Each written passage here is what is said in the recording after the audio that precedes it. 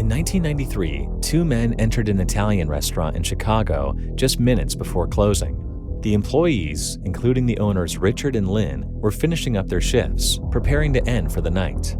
The two men, armed and acting suspiciously, waited until the last customer left before making their move. Once the restaurant was empty, they drew their weapons and forced the employees to empty the cash registers and gather in the kitchen.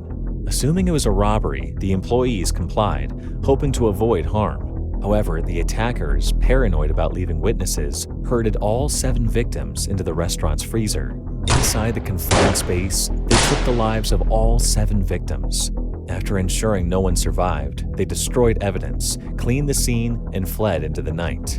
The next morning, family members of the victims contacted the police after their loved ones failed to return home. When officers arrived at the restaurant, everything initially seemed normal, but opening the freezer revealed the horrific crime scene.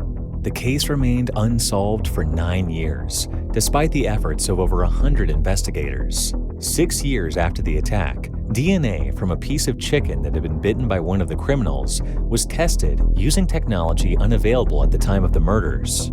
The DNA matched Juan Luna, and investigators later identified his accomplice, James Degorski. Both men were convicted and sentenced to life in prison without parole.